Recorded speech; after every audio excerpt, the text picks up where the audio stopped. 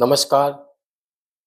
आज की वीडियो में हम बात करेंगे, यदि शनि अष्टम हाउस में बैठा हुआ है, अष्टम भाव में बैठा हुआ है, तो वह किस प्रकार के कष्ट हमें देता है। शनि अष्टम भाव में अकेला ही काफी है पूरी कुंडली को हिलाने के लिए। व्यक्ति के जीवन को प्रभावित करता है बहुत बुरी तरह से। और फिर इसके हम उपायों की भी चर्चा करेंगे, इसे किस प्रकार से कंट्रोल किया जा सकता है। क्योंकि शनि अष्टम भाव में बैठा हुआ है, ये हमारे पूर्व जन्मों के पापों का फल है जो इसकी स्थिति यहाँ पे आई है। और उपायों द्वारा हम प्रायश्चित करेंगे उन पापों का और अपने कष्टों से मुक्ति पाएंगे। तो फ्रेंड्स, यहाँ मैंने ये कुंडली बनाई है।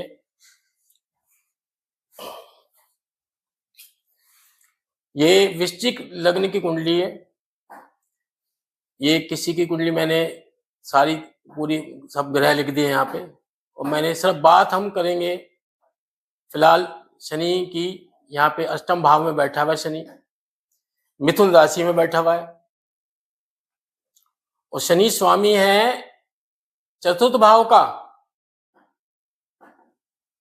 और तृतीय भाव का। यहाँ का स्वामी होके शनि यहाँ बैठा हुआ है। तीसरा भाव हमारा पराक्रम, साहस, छोटे भाई बहनों का होता है, फॉर्मल कम्युनिकेशन का होता है। ये सब यहाँ से देखते हैं हम। और चतुर्थ भाव माता का सुख, भूमि भवन वाहन का सुख, इसकी बात करता है यहाँ पे। और जो अष्टम हाउस है जहां ये बैठा हुआ है, अष्टम हाउस हमारे कष्टों की बात करता है, दुख की बात करता है। यहाँ पे सडन इवेंट की बात करता है, अचानक कोई बुरी दुर्घटना, उसकी बात यहाँ पे करता है। गुप्त विद्या, तंत्र विद्या, ससुराल पक्ष, वो भी यहीं से देखा जाता है। इंश्योरेंस से लाभ, बीमा आदि से, वो भी यहीं होता है। और मृत्यु, रहस्य, ये सब यहीं से देखते हैं। लंबी आयु, ये सब यहीं से होता है। तो इसे हम त्रिक भाव भी कहते हैं। ये अशुभ हाउस माना जाता है। छठा, आठवां और 12वां ये अशुभ हाउस में गिनती करते हैं। ये त्रिक भाव कहलाते हैं ज्योतिष में। यहां बैठकर शनि ससुराल पक्ष से भी विवाद की बात करता है। वहां से भी नहीं बनेगी इस व्यक्ति की। ससुराल पक्ष से अगर कोई संपत्ति है, कोई संपत्ति मिलने वाली है ससुराल से, तो उसमें भी विवाद रहेगा। धन मिलने वाला है, उसमें भी विवाद रहेगा।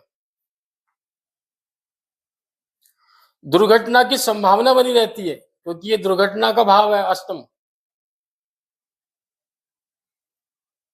व्यक्ति के वाहन चलाते वक्त दुर्घटनाओं का इसमें संभावना बनती है। परंतु ऐसा व्यक्ति दीर्घायु होगा, लंबी उम्र होगी इसकी। वह गहरी चिंता रखेगा, गहरी सोच में रहेगा, क्योंकि ये हाउस अचेतन मन की भी बात करता है। तो बहुत सोचता विचारता रहेगा, अकेलापन महसूस करेगा।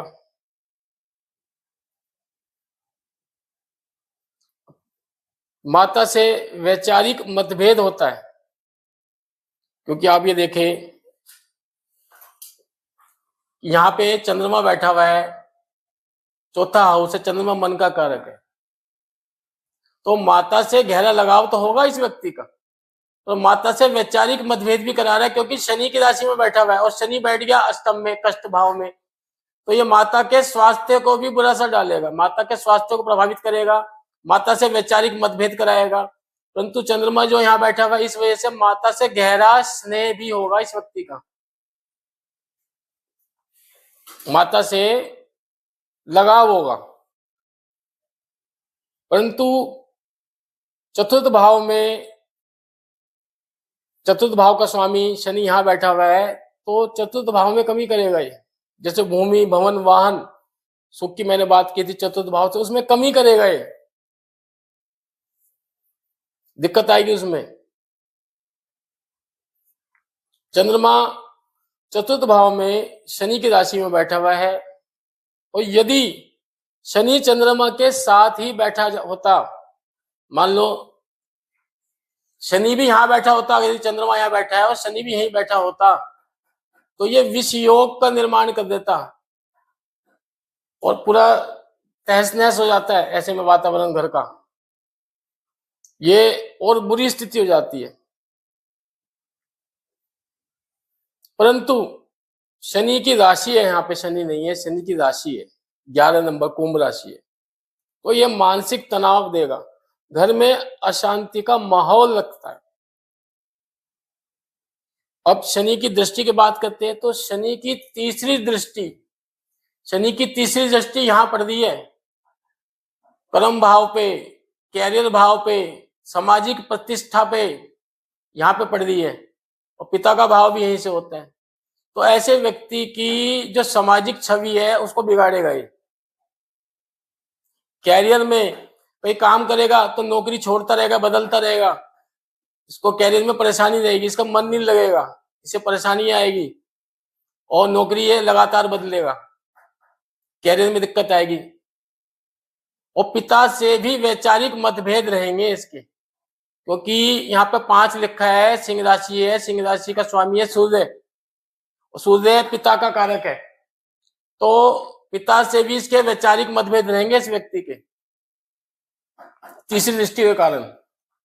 तो उसकी जो तीसरी दृष्टि है ये काफी इसने उथल पुथल मचा दी है इस व्यक्ति के जीवन में, सामाजिक छवि भी खराब हो रही है, नौकरियां भी नहीं मिल रही, काम धंधे नहीं मिल रहे। जबकि आप ये देखो गुरु यहाँ भाग्य भाव में उच्च का होकर बैठा हुआ है 20 डिग्री का, गुरु भी कुछ नहीं कर पा रहा है भाग्य भाव में बैठ के यहाँ पे इस वक्त। तो ये परेशानी इतनी दे रहा है यहाँ पे, इसको कंट्रोल करना बहुत जरूरी है इस वक्त। जबकि इसमें कुंडली में देखो ये राहु है यहाँ बैठा हुआ है, अगर राहु की बात करें तो राहु जो है विवाह में विलंब कराएगा, विवाह में विलंब कराएगा राहु, तो राहु के उपाय करने पड़ेंगे इससे इस व्यक्ति को। तो फ्रेंड्स अब हम बात कर रहे हैं कि तीसरी दृष्टि की, तो इसने बहुत हिला के रख दिया व्यक्ति को यहाँ पे। अब हम बात करेंगे दूसरी दृष्टि जो शनि की, वो 7वीं दृष्टि होती है। अब 7वीं दृष्टि देखो कहाँ जा रही है, 7वीं दृष्टि यहाँ पे जा रही है, जबकि ये गुरु का घर है, गुरु भाग्य भाव में बैठा हुआ है, पर इसकी दृष्टि इतनी तीव्र है, इसको प्रभावित कर रही है ना। इस व्यक्ति का बैंक बैलेंस नहीं बनने देगी ये, परिवार में अशांति देगी, क्योंकि कुटुंब परिवार और धन भाव बैंक बैलेंस इसका हाउस होता है, सेकंड हाउस। यहां से हम देखते हैं परिवार से कैसे संबंध होंगे व्यक्ति के, ये सब यहीं से देखते हैं हम। तो ये इसको भी खराब कर रहा है 7वीं दृष्टि से, परिवार से आपस में तनाव रहेगा, बनेगी नहीं व्यक्ति की, चिड़चिड़ा रहेगा, और वो अपना धन अगर कुछ कमाता भी है तो धन उसका जमा नहीं होगा, खर्च हो जाएगा। क्योंकि हम कितना भी धन कमा ले, यदि हमारा द्वितीय भाव कमजोर है या उस पे किसी पापी ग्रह की दृष्टि पड़ रही है, जैसे अब शनि की यहां पड़ रही है, तो यह धन को जमा नहीं होने देगा। यहाँ शनि की जगह यदि यहाँ पे राहु भी बैठा हो किसी के अष्टम में और वो भी देख रहा हो द्वितीय भाव को, तो वो भी धन में उतार चढ़ाव करता रहेगा, बैंक बैलेंस उसका घटाता बढ़ाता रहेगा, उसकी दिल की धड़कनें बढ़ी रहेगी यहाँ पे, फिर उसको राहु के उपाय करने पड़ेंगे। अब यहाँ पे जो है शनि परेशान कर रहा है। अब हम बात करते हैं 10वीं दृष्टि की। शनि की 10वीं दृष्टि यहां पड़ रही है, ऐसे गिन सकते हो आप, 1 2 3 4 5 6 7 8 9 10। 10वीं दृष्टि पंचम भाव पे पड़ रही है, पंचम भाव पे 12 नंबर लिखा है, मीन राशि है, गुरु की राशि है, ये भी गुरु की राशि है, ये भी गुरु की राशि है, दोनों घर को खराब कर रहे हैं। तो गुरु जबकि गुरु बहुत अच्छी पोजीशन में बैठा हुआ है, और गुरु के घर को खराब कर रहा है ये शनि। इधर भी दृष्टि डाल दी इसने, इधर भी दृष्टि डाल दी यहाँ पे, तो यहाँ पे भी दूषित कर रहा है। पंचम भाव हमारे संतान का भाव है। आकस्मिक लाभ शेयर मार्केट से, सट्टे से, लॉटरी से, इसे हम लक्ष्मी भाव भी कहते हैं। ये उच्च शिक्षा का भी भाव है और पूर्व जन्मों के कर्मों का फल भी यहाँ से हम देखते हैं। तो फ्रेंड्स, 10वीं दृष्टि से यहाँ पे ये संतान को भी कष्ट देगा, संतान विलंब से होगी, उसमें डिले कराएगा संतान के, उसमें संतान प्राप्ति में से विलंब होगा और संतान जब प्राप्त भी हो जाए तो संतान को भी कष्ट देगा। ये दृष्टि जो है संतान को भी कष्ट दे रही है। शेयर मार्केट, लॉटरी, सट्टे में यदि पैसा लगाता है तो उसमें इसको लॉस करवाएगा ये। तो 10वीं दृष्टि भी हमें, और जैसे ये उच्च शिक्षा की भी बात करता है तो यहाँ पे ग्रेजुएट लेवल की शिक्षा की बात कर रहा है।